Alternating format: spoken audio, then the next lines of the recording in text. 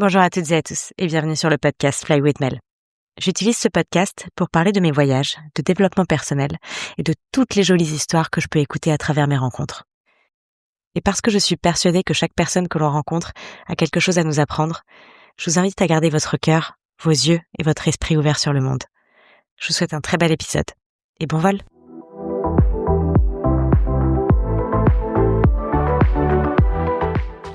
Allez, j'avais envie de reprendre un petit peu les épisodes en français parce que ça m'a été énormément demandé sur Instagram, sur mon compte Instagram Fly with Mel. Si vous ne me suivez pas, allez-y. On rigole pas mal là-bas dessus. Là-bas, voilà. Donc là, il y a peut-être moyen que je vous chante du Francis Cabrel, je ne sais pas. En tout cas, venez avec moi pour ce nouvel épisode en français. On va voir ce que ça donne. Si ça vous donne vraiment envie que j'en fasse un peu plus, n'hésitez pas à m'écrire vraiment en DM parce que je prends énormément tous les feedbacks. Et du coup, j'avais vraiment envie de parler de quelque chose qui me tient énormément à cœur. Et on me pose souvent la question de cette expatriation, de partir à l'autre bout du monde, puisque je suis partie depuis la France pour l'Australie. Et ça fait maintenant 8 ans et demi. Waouh, ça passe tellement vite. Pour la petite anecdote, à la base, j'avais pris un ticket d'avion pour venir en Australie pour 6 mois et j'avais vraiment pris mon retour. Et ce qui ne devait être que 6 mois de voyage s'est transformé en 8 ans et demi de vie. Et c'est pour ça que j'avais envie de vous en parler aujourd'hui. Parce qu'on parle, quand on parle d'expatriation, on parle souvent de voyage, d'opportunités, de soleil, de liberté, de toutes les photos sur Instagram. Mais on parle rarement de la vraie raison pour laquelle on part. On dit qu'on veut se découvrir le monde, qu'on veut découvrir et goûter à la liberté, qu'on veut faire toutes les choses qu'on peut faire tant qu'on a de l'énergie, etc. Qu'on veut changer de vie, qu'on veut tenter une expérience. Mais avec le recul, on va se rendre compte vite qu'on part pas vraiment pour les raisons qu'on croit. Et souvent, les gens qui partent, on les voit partir, on sait pas toujours pourquoi ils partent. On pense vraiment que voilà, c'est pour voyager, pour tenter une expérience. Ah ouais, elle s'en va pour l'expérience. Et en fait, avec le temps et avec le recul, on se rend compte que c'était pas forcément la raison première du voyage. Et on s'en rend pas compte soi-même. Quand on est voyageur, souvent on pense qu'on part soi-même pour l'expérience simplement. Et quand on creuse un petit peu, on se rend compte qu'il y a quelque chose en dessous de cette raison de partir et du voyage. Et aujourd'hui, j'avais envie de vraiment vous raconter ce qui m'a, moi, poussé à partir. Pas la version Instagram, la vraie version. Et peut-être que vous vous retrouverez dans mes mots, dans mon histoire, et que ça vous donnera un petit peu de réponse à vos questions, si vous en avez, sur ce qui vous arrive, sur ce qui vous passe par la tête. Je sais que moi, dans mes premières années en Australie, il y a eu cette crise identitaire un petit peu qui s'est passée, c'est que je ne savais plus trop qui j'étais, finalement, puisque j'avais quitté une certaine personnalité que j'étais en étant en France, qui n'était plus vraiment présente en étant en Australie, et je m'en suis rendu compte avec le temps, après la première année à passer du coup à Sydney. Je me suis rendu compte que finalement la personne que j'avais été pendant plus de 25 ans n'était pas la vraie moi, c'était une carapace, c'était une personne avec un filtre. C'était une personne qui s'était construite sur le regard des autres et basée sur la validation constante du reste du monde, puisque du coup, je ne m'aimais pas. J'avais une estime très basse de moi-même, une estime très basse de ma valeur, et je pensais qu'il fallait constamment que je me rende utile pour être aimée par le reste du monde, ce qui fait que je m'étais complètement oubliée. Je me mettais derrière tout le monde et je faisais tout pour tout le monde sauf pour moi. Je n'existais pas, entre guillemets. Je m'étais oubliée à tel point que je me trouvais même vraiment, au niveau des relations, par exemple, je me trouvais pas du tout, je me trouvais moche. Je pensais que je serais tout le temps la dernière choisie parce qu'on m'a toujours choisie en dernière, parce qu'on m'a fait du mal dans le passé, parce que j'ai été trompée, parce que ci, parce que ça. Bon, c'est pas le sujet du jour, mais en tout cas, ce que je veux essayer de vous dire, c'est que j'avais vraiment une identité totalement différente avant mes 25 ans, et la Mélanie après ses 25 ans est une femme complètement différente. C'est le jour et la nuit. Donc, si vous expérimentez ça, restez pour cet épisode et j'espère que vous trouverez beaucoup de réponses ou en tout cas d'apaisement dans le cœur, parce que ça peut faire peur parfois de passer par cette crise identitaire, de ne plus savoir qui on est et de plus savoir qui on doit être, parce qu'on pense qu'on doit être quelqu'un et on ne se permet pas de simplement être. Alors pour commencer, j'ai vraiment envie de partir de cette idée de départ visible versus le départ invisible. Donc ce départ visible que l'on croit, le départ que tout le monde voit, ou le départ où tout le monde nous dit « Oh là là, mais t'es super courageuse de partir, mais c'est incroyable, mais c'est un rêve, oh là là, le rêve, l'opportunité de folie, j'ai vraiment trop envie de faire comme toi, oh là là, mais c'est incroyable, t'as tellement de chance. » Et honnêtement, moi aussi, je me disais ça un petit peu comme ça quand j'ai annoncé à tout le monde que j'allais partir. Je me disais que je voulais voyager, que je voulais découvrir, sortir de ma zone de confort, que je voulais apprendre l'anglais. Et c'est vraiment après plusieurs mois et même années en Australie que je me suis vraiment rendu compte de la vérité derrière ce voyage, derrière ce départ, qu'il y avait quelque chose en moi finalement qui n'allait plus avant de partir. Je me sentais à l'étroit dans ma vie et je m'en rendais pas forcément compte. Et vous savez, il y a un truc en anglais où on dit you only know what you know. Donc tu ne connais que ce que tu connais. Donc tant que tu n'as pas goûté à quelque chose de différent de la vie que tu as aujourd'hui, tu peux pas savoir ce que ça veut dire de pas être aligné avec toi-même. Tu peux pas savoir ce que ça veut dire d'avoir une vie qui te correspond ou pas. Parce qu'en fait, tu as toujours eu la même vie. Donc comment tu peux savoir ce qui pourrait te correspondre plus si t'as pas été voir ailleurs, si t'es pas sorti de ton environnement, si t'es pas sorti de ta bulle? Et ben moi, c'était un petit peu ça. C'est que dans ma vie, je me sentais pas malheureuse. J'étais bien, j'étais très bien entourée. J'ai toujours été entourée d'énormément d'amour. J'avais un travail, j'avais ce qu'il fallait, mais en fait, je cochais les cases. Voilà. Et je pensais que cocher les cases, c'était le succès. Je pensais que c'était ça la vie. On grimpe les échelons, on coche les cases et puis tout va bien se passer. J'avais signé un CDI, je venais de m'acheter un véhicule de transport. On dirait que je parle d'un camion, un véhicule de transport. Voilà, j'étais bien quoi. J'étais bien et puis j'étais vraiment bien entourée. J'ai toujours été entourée d'amis énormément bienveillants, mais j'étais aussi entourée de beaucoup plus de gens autour qui finalement me demandait beaucoup d'énergie et de temps et c'était de ma faute, hein, c'est ma responsabilité, j'ai toujours dit oui à ces gens-là. Mais moi, je me suis rendu compte simplement avec le temps que finalement, il n'y avait pas vraiment d'échange, en fait. C'est moi qui donnais tout le temps à ce genre de personnes et ça, je pensais que c'était ce qu'il fallait que je fasse pour être aimée, pour être validée, pour qu'on m'accepte, pour qu'on m'invite, pour être partout, pour voilà. Et ça, je pouvais pas me rendre compte que c'était pas ça la vie, que c'était pas comme ça qu'il fallait faire et que surtout, ça voulait simplement dire que je m'oubliais complètement. Et c'est un truc que je me suis rendu compte de tout ça vraiment dès ma première année. Heu, c'est que, finalement le temps que je passais à donner aux autres quand j'étais en France, c'est le temps que je ne passais pas avec moi, tout simplement parce que je me fuyais. Je fuyais ma réalité, je fuyais mes pensées négatives, je fuyais ce qui n'allait pas à la maison, ce qui n'allait pas chez moi, je fuyais tout ça et pour fuir tout ça, qu'est-ce que je faisais? Bah, bam, je me rendais complètement disponible pour le reste du monde. Peut-être que ces mots vous parleront. Et s'ils vous parlent, je veux simplement vous donner de l'espoir pour vous dire que vous êtes sur le bon épisode. Alors, vous pouvez tout de suite prendre vos billets pour aller en Australie. Non, non, non, je rigole. Pas besoin de partir tout de suite. Et d'ailleurs, changer de personnalité ou changer de vie, entre guillemets, ça ne nécessite pas simplement ou forcément un voyage à l'étranger. Et je vais vous dire pourquoi exactement dans cet épisode. Mais restez avec moi. Donc du coup, où est-ce que j'en étais? Oui, j'étais pas forcément malheureuse dans ma vie en France. OK? Je me sentais «heureuse» entre guillemets parce qu'il y avait quand même des choses qui allaient pas, et que moi j'ai eu une adolescence où je suis vraiment passée dans des phases un petit peu dark, où vraiment vraiment je me suis mise au pied du mur quoi. Je ne me valorisais absolument pas, mon estime de moi était à -10, pas 0 mais -10. Voilà, donc du coup je sortais un petit peu de cette phase un petit peu noire d'adolescence. Quand je suis rentrée vers mes 22-23 ans, c'est là où du coup je me sentais un peu mieux. Du coup, j'étais partie, faire, un échange en Argentine. Donc je me sentais de mieux en mieux. J'avais rencontré d'autres personnes, d'autres cultures, des gens qui avaient eu, des traumatismes d'enfance et des traumatismes de vie assez conséquents et qui pétaient, qui adoraient la vie quoi, qui pétaient la forme, qui adoraient la vie. Du coup, ça m'avait mis une belle claque et ça m'avait redonné espoir en la vie et j'avais, appris à voir ma vie à moi et mes histoires et mon histoire à moi d'une façon différente et ça m'avait donné, un petit peu de force finalement plutôt que de me victimiser et m'apitoyer sur mon sort donc je commençais à quand même aller un petit peu mieux mais voilà, je pense que j'étais à l'étroit à l'intérieur de moi, sans m'en rendre compte et donc c'est vraiment en partant que je me suis rendu compte des dégâts que je m'infligeais. Par exemple, être la people pleaser, c'est ce que je définis tout le temps comme la people pleaser, c'est-à-dire une personne qui fait passer les besoins des autres avant les siens. C'est la personne qui cherche à ne pas déranger, à ne pas décevoir, à faire tout pour tout le monde, quitte à vraiment s'abandonner complètement soi-même.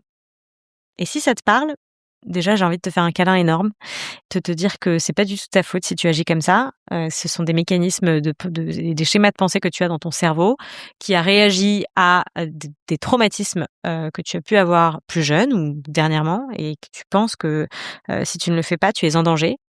Donc ne te blâme pas pour avoir ce genre de comportement, mais simplement sache que ça se change, ça se modifie. Tout est modulable dans le cerveau et tous les schémas de pensée que tu peux avoir et les comportements que tu peux avoir peuvent se modifier à tout moment. Donc finalement, quand on part, c'est pas simplement pour découvrir un pays, c'est souvent parce qu'une version de nous a besoin de changement ou que notre environnement ne nous correspond plus. Donc la vraie question avant de partir, si là tu es dans l'idée de vouloir partir, c'est pas où est-ce que je veux aller, c'est plutôt qui est-ce que je ne veux plus être ou qui est-ce que je veux devenir. Et ça, on n'en parle pas toujours avant de partir en voyage. Alors, l'illusion du nouveau départ. On a tous cette croyance que changer de pays, ça change tout, que voilà, on sort de son environnement, bam, nouveau décor, ça veut dire nouvelle vie, nouvelle identité, nouveau truc, nouveau ça. Et au début, franchement, ça marche. Au début, ça marche parce que tu sors d'un environnement, du coup, tu te sens en vie, tu te sens complètement vivante, tu te sens audacieuse, t'as l'impression que tu as le courage de la terre entière, que toi, tu l'as fait. Voilà, tu te sens vraiment bien. Tout est nouveau, tout est super excitant. Mais il y a un moment où il y a l'excitation qui tombe. Il y a des moments comme ça où tu pars à l'étranger et tu rentres, soit chez toi, soit dans l'hôtel, soit dans l'auberge de jeunesse et tu te retrouves seule. Et alors parfois, c'est pas forcément seule de façon physique, parfois tu peux même être entourée de d'autres personnes, mais tu te sens quand même seule à l'intérieur. OK? Donc tu peux te retrouver seule et c'est là où tu réalises un truc super simple. C'est que tu peux avoir changé de pays, mais tu es toujours la même personne. Tes insécurités, elles sont toujours là. Tes schémas relationnels, ils sont toujours là. Et ta manière de te parler, si elle est toxique, elle est toujours là. Le décor a changé, mais ton monde intérieur, lui, il a pris l'avion avec toi. Et ça peut foutre une vraie claque. Parce que je l'ai souvent entendu avec les personnes que j'ai rencontrées ici, c'est le fait qu'ils ont misé sur ce voyage pour finalement complètement changer de vie et changer de monde intérieur. Et finalement, après quelques mois passés ici, ils se sont rendus compte qu'en fait, rien n'avait vraiment changé. Et après, moi, je leur explique, je leur dis: «Bah oui, mais c'est normal. Ton monde intérieur, il changera pas comme ça. Tes casseroles, elles sont avec toi, elles sont à tes pieds».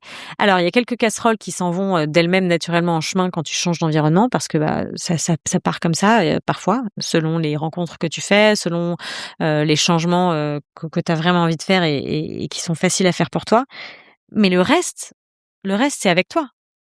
Le reste, ça va être à toi de faire le choix, de par les rencontres que tu fais, de par les gens qui t'apprennent des choses nouvelles, qui te changent ta perception sur la vie, sur le monde, sur, ce que tu veux faire et cetera. De par tout ça, ça va être ton choix à toi de prendre en main ta vie et de la changer. Il y a un truc que je dis souvent, c'est que, moi, quand je suis venue en Australie, je dis toujours quelque chose, je dis toujours: «Je me suis rencontrée». J'ai même des frissons en vous disant juste ça parce que, je me suis rencontrée. Voilà, l'Australie, ça m'a permis de rencontrer la Mel qui vous parle aujourd'hui. Avant ça, j'avais absolument pas le temps de me rencontrer. Je ne savais pas qui j'étais. J'étais juste la meuf qui était la meuf cool, qui était là pour tout le monde. Quand je suis arrivée en Australie, je suis venue ici avec, 3 copains à moi, mes 3 meilleurs potes de Adrien, Gauthier et Jules de l'époque et donc je comptais sur eux, c'était super, mais il y a plein de moments où, bah, ces 3 garçons, ils font leurs trucs, moi je fais mes trucs et donc il y a eu plein de moments où je me suis retrouvée seule et c'est là que je me suis rendue compte à quel point tout mon temps libre en France, je l'avais donné à tout le monde. Je n'avais pas de temps libre pour moi. En France, je pouvais passer, un vendredi soir à faire 3 soirées différentes pour être là pour tout le monde.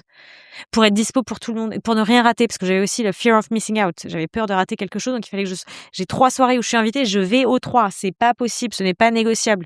C'était à ce point-là. Mes week-ends, ils étaient remplis. Je faisais, un café après l'autre avec des personnes différentes et je passais mon temps à écouter les histoires des gens et moi, dans tout ça, bah, moi, je m'effaçais. Je blâme personne d'ailleurs, parce que c'est ma responsabilité aussi d'avoir donné mon temps à ces gens-là. C'est ma responsabilité aussi de pas m'être imposée un peu plus et d'avoir voulu parler aussi un peu plus de moi, d'avoir voulu échanger. Non, moi je voulais pas parler de moi parce que je voulais pas parler de mes problèmes. J'avais pas envie d'être triste et parfois quand on se focalise simplement sur les problèmes des autres et sur, pouvoir aider les autres, on fuit simplement son monde à soi. On se fuit soi-même, on a honte, on n'a pas envie, on veut pas l'aide de qui que ce soit. Alors on donne l'aide à tout le monde, comme ça on nous demande rien à nous. Bah, c'était moi. Et du coup, quand je dis que je me suis retrouvée en arrivant en Australie, je me suis rencontrée en arrivant en Australie, tout simplement parce que j'ai eu tout d'un coup énormément de temps libre pour, pour penser à moi, pour comprendre: «Ah mais attends, ah mais tu es là Mel. Mais qu'est-ce que t'aimes? Bah, à quelle heure t'aimes bien te lever le matin? Qu'est-ce que t'as envie de manger? De qui t'as envie de t'entourer? C'est quoi les trucs que t'as envie de lire? C'est quoi que tu as envie de faire pour toi? Quels sont tes objectifs maintenant?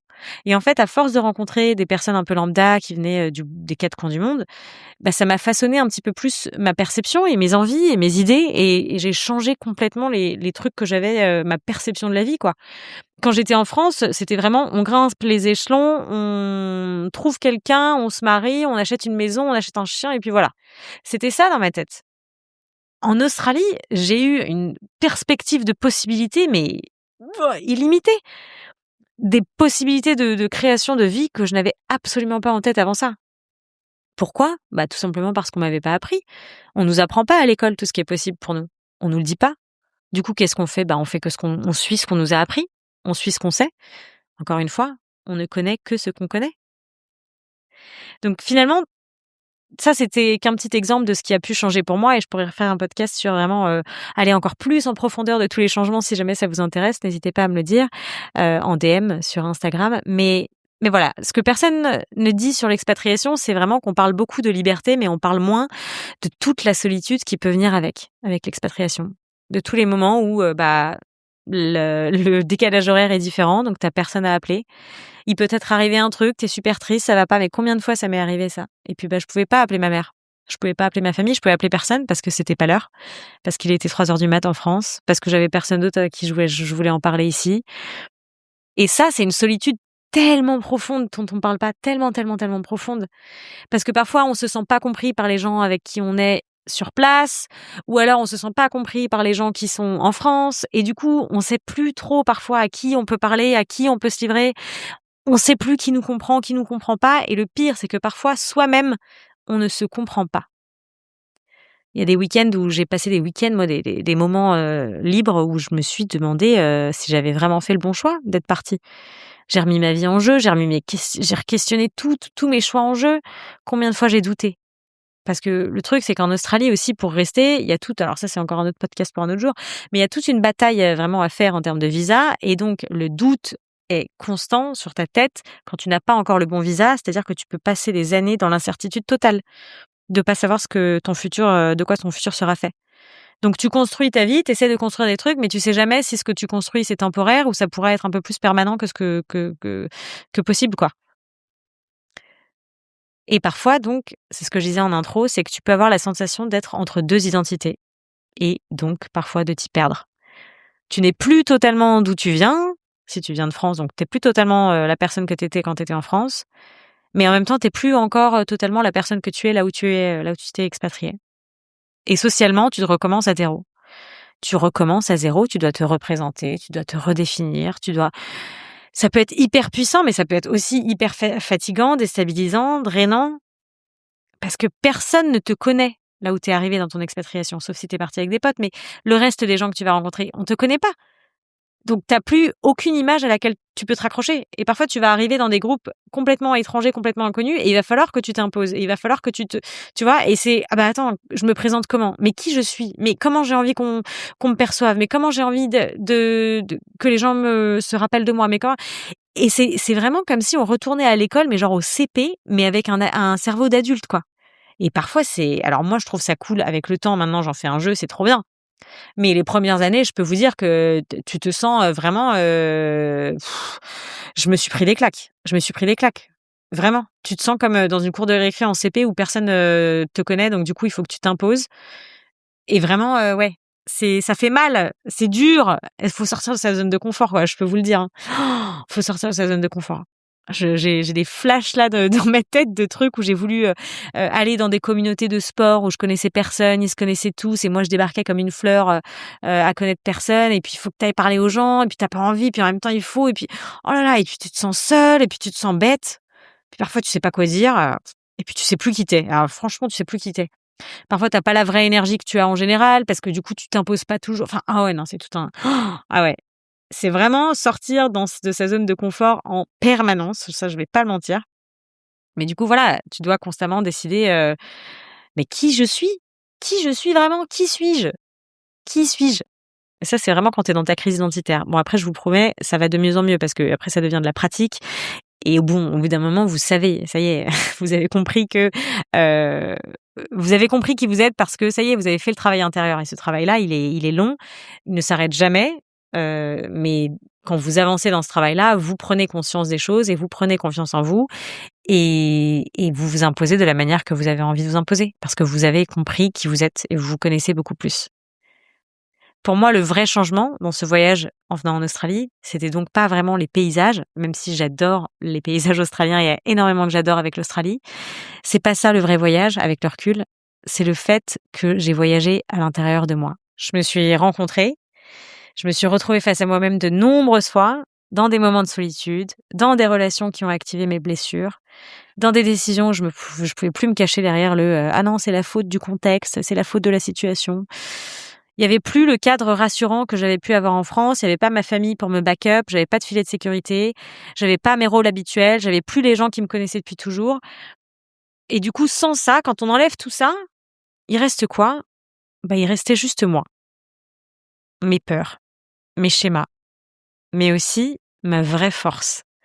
Et j'ai compris un truc essentiel grâce à tout ça, c'est que j'étais pas juste en train de changer de pays et de m'expatrier, j'étais en train de changer d'identité.